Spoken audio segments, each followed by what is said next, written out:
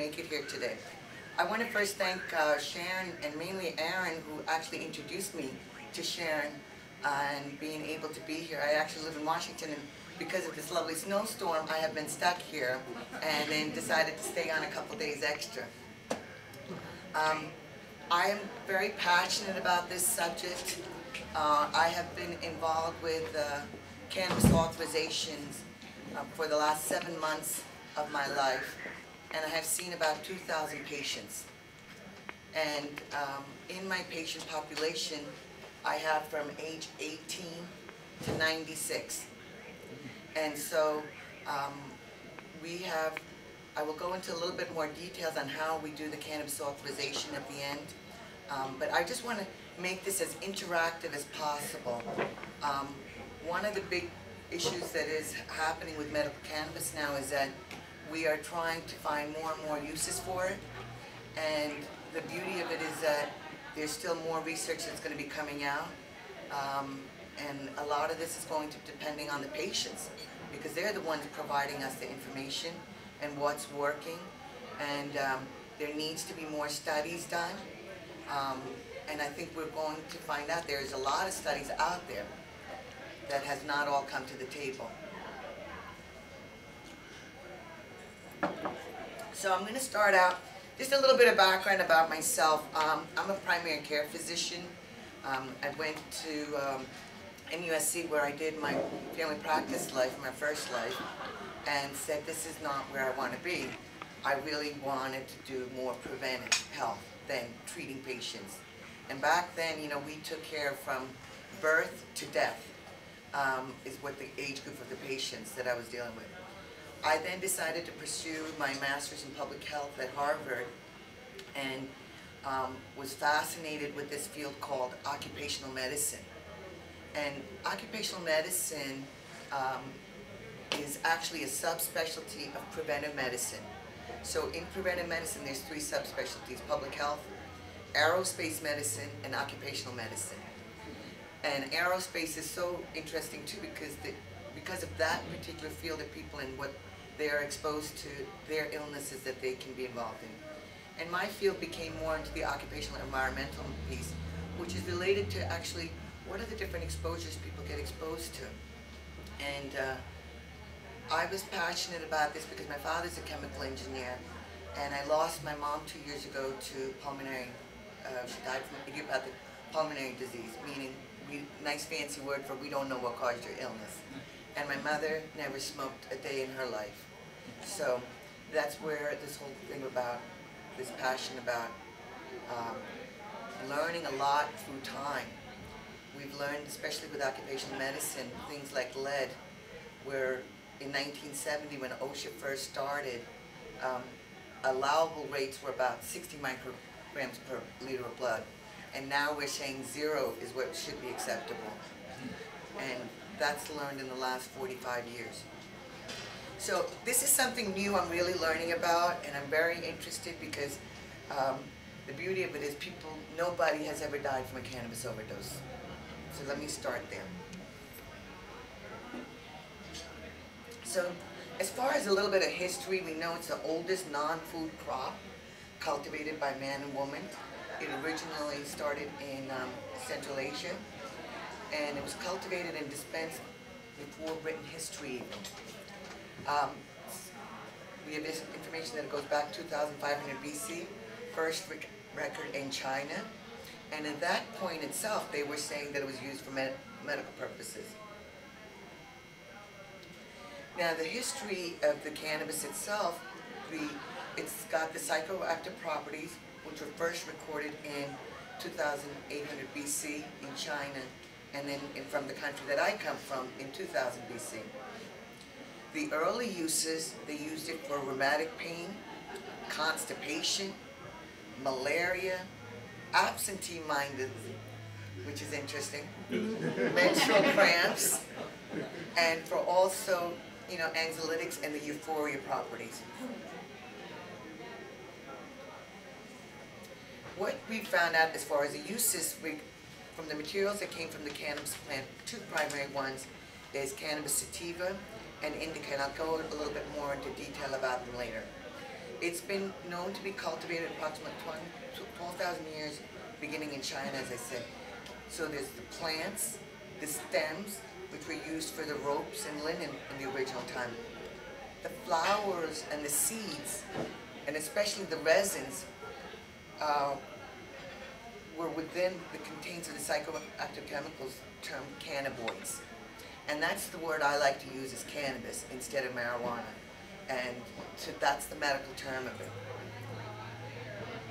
So originally they were used, as I said, for medicinal purposes, psychiatric uses, and it's been expanded now in the 1800s and 1900s as for all drugs.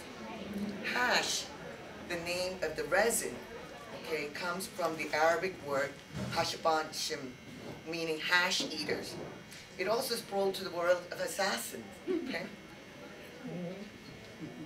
Marijuana, the name for the dried and the crushed flowers, comes from the Spanish, which is Marco, meaning the imprint plant.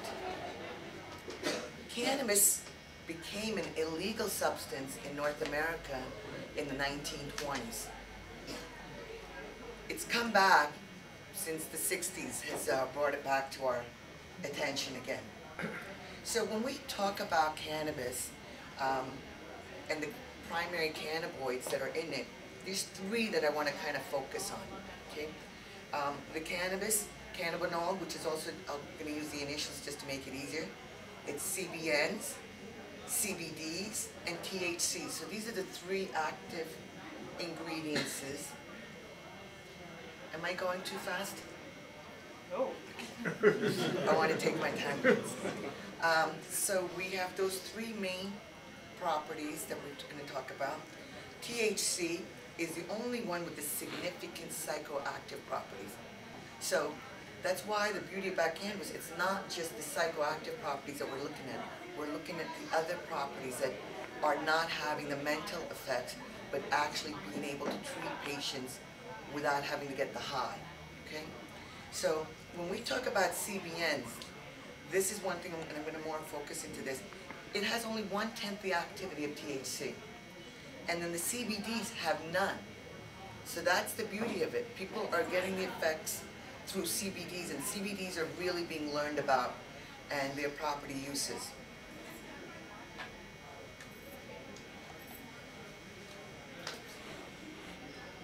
This is a very interesting slide, and I'm going to give this presentation to Sharon so you guys, whoever wants the additional information, can absolutely get it and read about it. It's my little cheat sheet so I can see it better. But the CBDs, you can see, is the major part of the largest part that we can look at. And it has from cancer properties, we're finding out. So we're using it in treatment for cancer, and also preventive of cancer. It's also being used antibacterially, and I mean, a lot of people know it for the properties that are originally used for, which is the nausea and not having, being sick. It's got spasm relief, we're finding about. It has in the properties that are also analgesic, it's anti-inflammatory. And inflammation is the main cause of most illnesses and problems. Okay? There's also the other sectors, the CBGs and the CBCs, which are also properties that are anti-proliferative. So people that are under cancer treatment can use this so that the cancer doesn't spread. That's what we're trying to learn about more.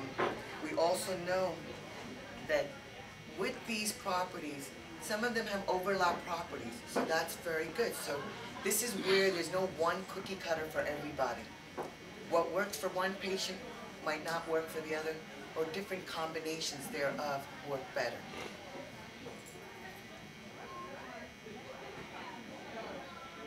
So what are the ways that right now cannabis is being consumed? It's either being consumed orally, we're taking it in, we're smoking it or inhaling it, and also topicals. So this is why it has all the properties where you're not having to have the properties as far as, especially with the topicals, you're not having to go have the digestion, so it's not affecting the liver or the kidney. But most of cannabis is metabolized in the liver. Okay? Okay, that's where the metabolism occurs. And of course, the smoked cannabis or the inhaled hash is the most potent form that you can take, and it's the highest delivery. And even though there's a lot of controversy about smoking it and inhaling it, yes, anything that you take in, if you inhale it in, is a respiratory irritant, and therefore could have the potential for carcinogenic properties. But this again is very touchy because the information we're finding out is that a lot of people that use cannabis are also tobacco users. So we really need to concentrate on the people that are just using cannabis or seeing what, having both of them together, what effects it has in the long run. There's also, from the theoretical part, you know, it's 69% of it is available, and that's like smoking a joint, okay? And so actually, the availability of how it becomes available can range from 10% in infrequent users to 25% in heavy users. And I just want to make a comment about that. This is why some people, when they use it initially, don't get the same impact that when they start using the product and the body actually recognizes the cannabinoids and the receptors.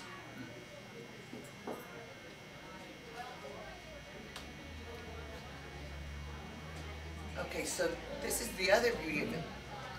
It's got a very wide index for therapeutic uses. Okay? No known direct deaths. Nobody, and I stress on this, nobody has ever died from a cannabis overdose.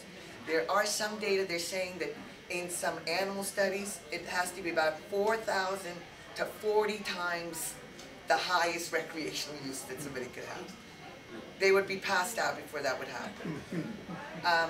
It's also implied with association of death due to underlying heart conditions, especially arrhythmias, heart attacks. But again, this is not confirmed. You know, we're learning cardiac patients are using it now. So there's going to be more and more, and I like the controversy because then people are saying, well, let's learn about it then. I love this cheat sheet, and I'll have it available for people that can make copies of it. So this is really nice because this helps my patients to say here, you know, especially patients that have never used cannabis, to people that use it all the time, but are now using it for different systems, okay, or symptoms.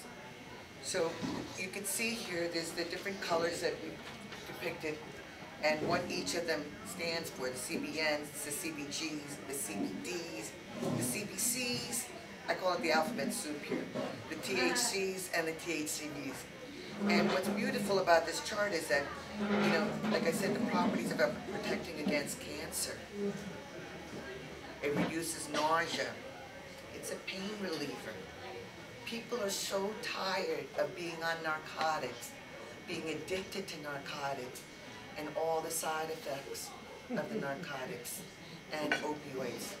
You know, this is what's the tragedy of it is the doctors here want to make a diagnosis and keep upping your prescriptions.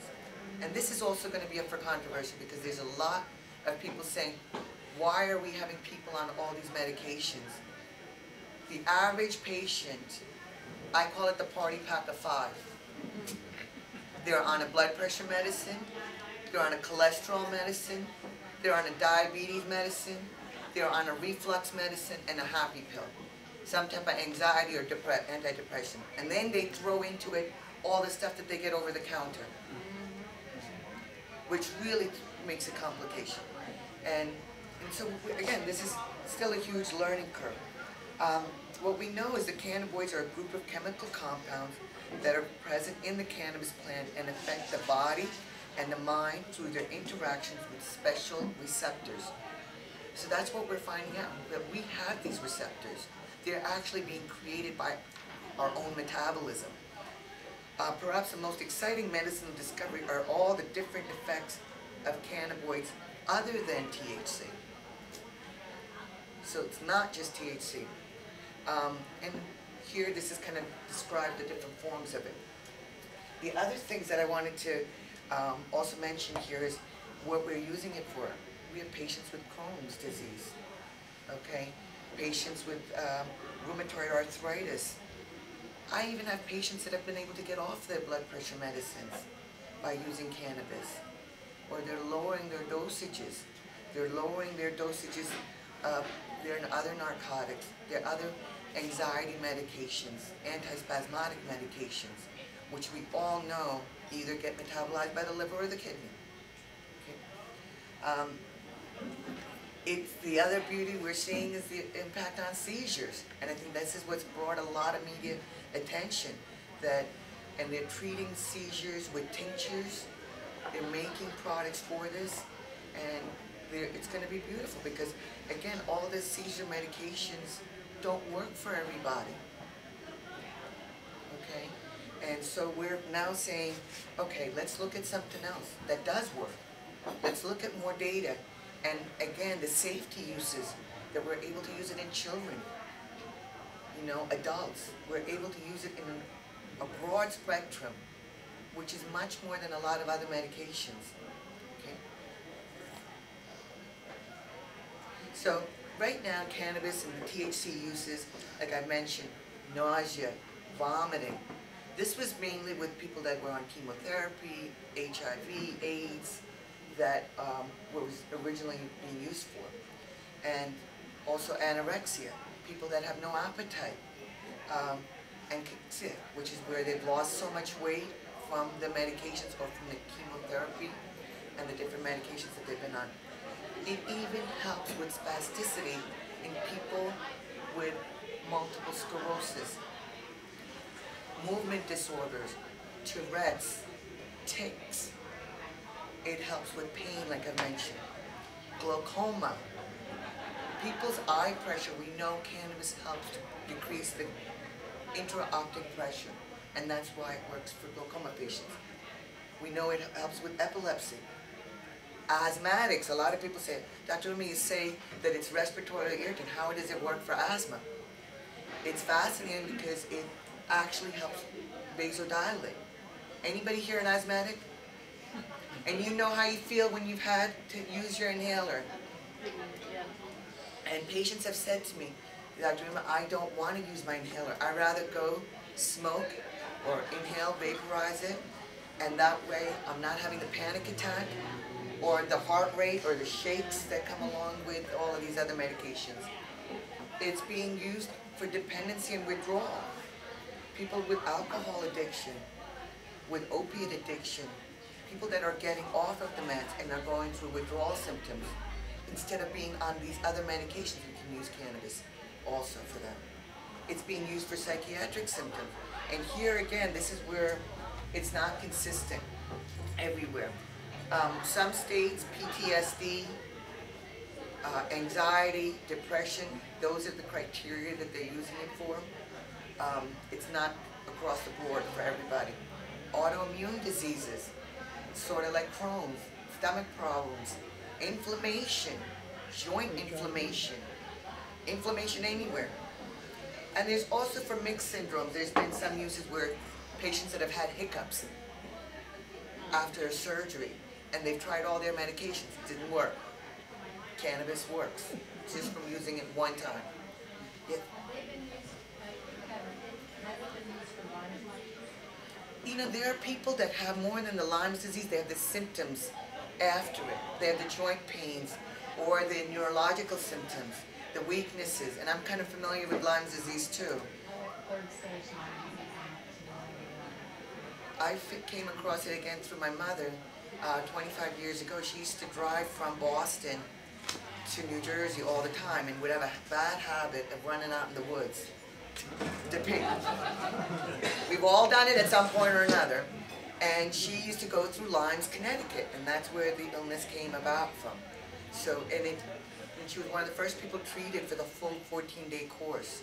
So she had less of the symptoms. But it can cause all other complications and autoimmune disorders.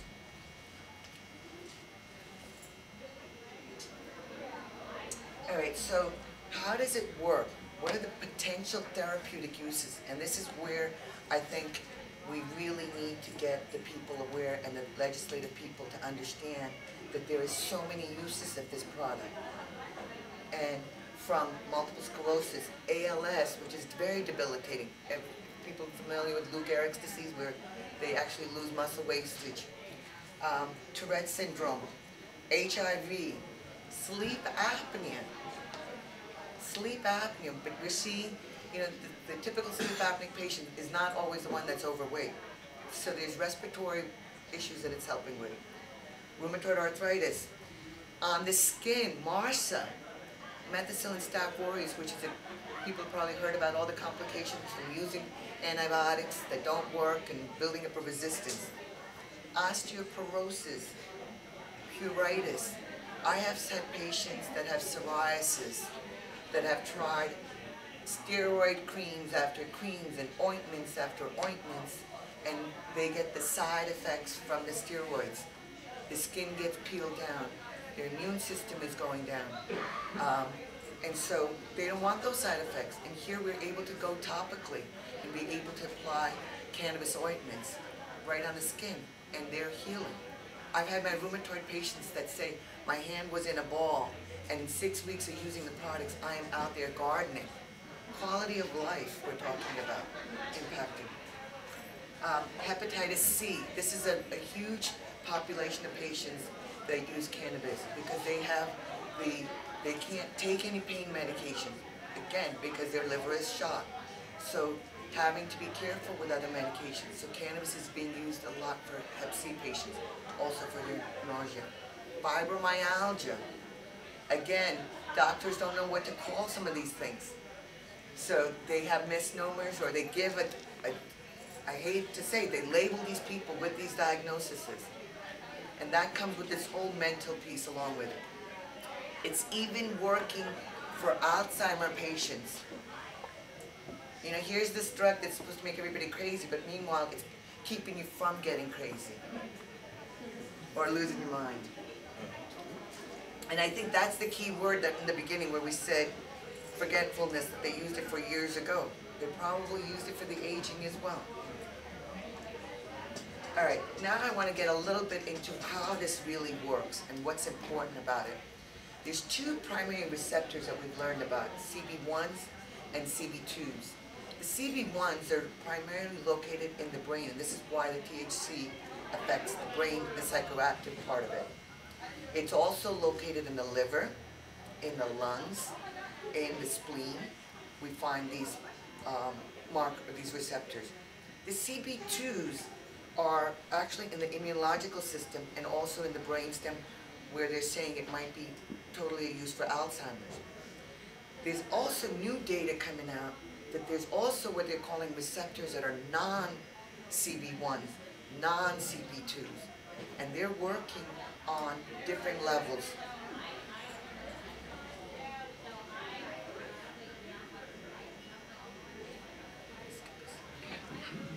Okay, there's also now, of course, whenever we get the pharmacy companies involved, they always want to try to make a drug. They're always the ones out there to make a drug. And this is, there is a synthetic cannabis, Manuel, was used a lot for, again, chemotherapy patients, AIDS patients, and they come in, there's different ones, Draminol, but these are all synthetic.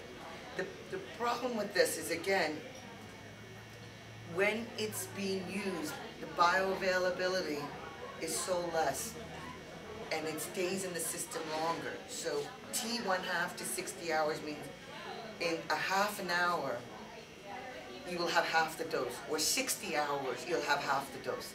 So they don't know how it works in everybody. So that's a concern. It's been prescribed for severe nausea and vomiting associated with chemotherapy. But again, the side effects of this, go ahead. Yes, I think there's an organically derived Dhanabalan that's just been approved under a federal program for research programs like the state haven't had here in Georgia. The state has to recognize that they can reschedule Dhanabalan organic to Schedule 3 for state use. And that's one of the things I'm pushing.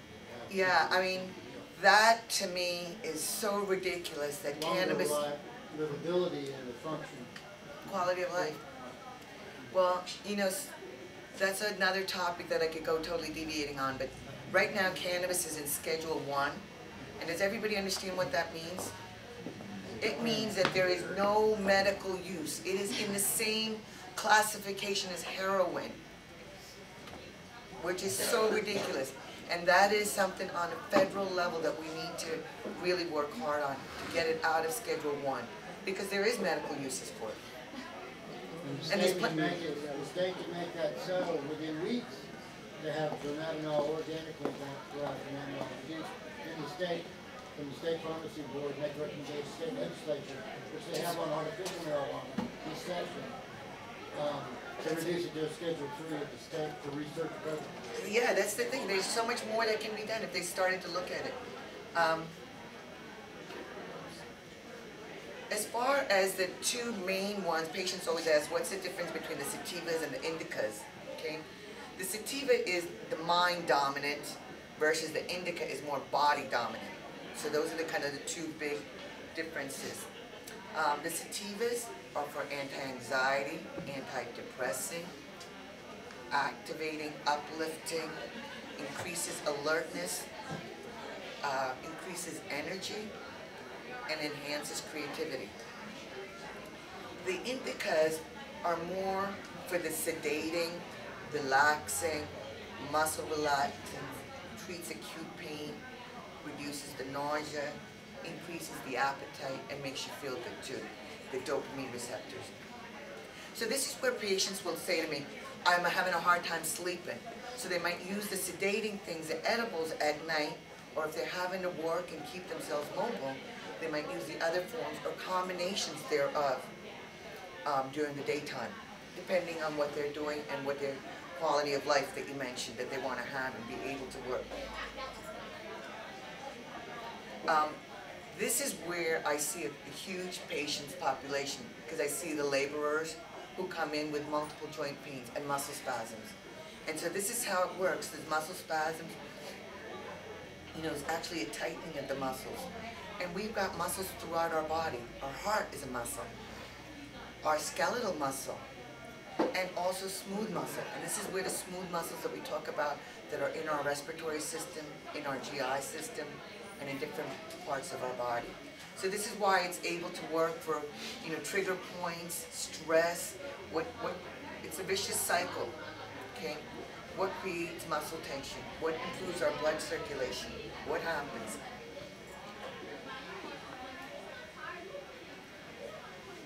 So we've also seen it where it's helping patients with migraines. People are so tired of having to be on migraine medication, sticking themselves with their Imitrex, or, you know, it ruins their quality of life and the people that are around them too. So when people are around other ill people, it, not only that person, it impacts the whole family, work, and everything else. So it, like I said, migraines, it slows down tumor growth. It relieves symptoms of chronic diseases like Crohn's. It prevents Alzheimer's, and it treats glaucoma. Even if we just concentrated on these uses, you know, we would be able to have so many medications off the market. Yes? I had a question. I recently saw I guess a special on this show called Real Sports, and they were talking about how I guess doctors treat sports-related injuries with marijuana. I just read that article too about concussions. Concussions. And the NFL is really looking into promoting that. So, you know, I think this is kind of like we're in the one of the most exciting times of our world right now, because we are looking at this product and there's so much momentum. And I am so proud of all of you folks here in Georgia that are, you know, preaching to the choir and getting people educated. And my goal always is reach one, teach 10. So the more people we reach out to and teach them, and my biggest group I would love to concentrate on is healthcare providers, because we're misinformed. We were misinformed. Yes, ma'am. I was just going to say on that issue, I had someone say, "You're going to bring your grandson to this?" And I said, "Yes." I said, "I want him to be informed. I want him to be informed with the right knowledge, not what people are saying on the streets or whatever." Exactly. You know, they always said it's a gateway drug. I think it's the exit, because people are getting out of the Yes, hallelujah. I mean, believe me, I think, They way better help. yes, it is. They're getting off their medication.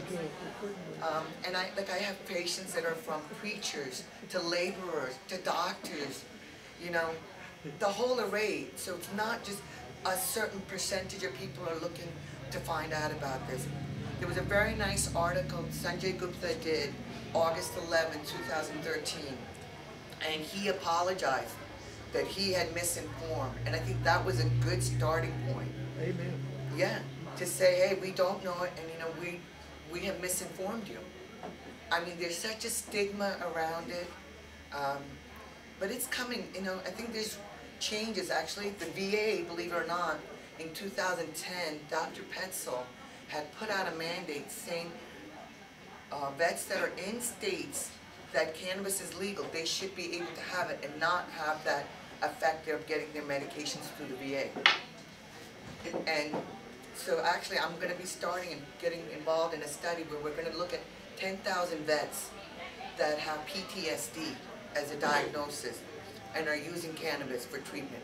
Fantastic. So that's going to be out there, and and I'll send more information about that as I get involved in it. So I want to leave you with this last slide here. When we talk about annual deaths, tobacco kills 435,000. Poor diet and lack of exercise, 365,000. Alcohol, 85,000. Prescription drugs, 32,000. Motor vehicle crashes, 26,000. Aspirin, homicides, homicides, 20,308. Aspirin, what's available out there is 7,600 patients die annually. Peanuts, 100 people die from peanut allergy. And you can see marijuana is 0. Take that home, folks. All right. 0. So marijuana is even safer than peanuts. I have a question on this one right here and everything, because I was just reading, I don't remember where the article came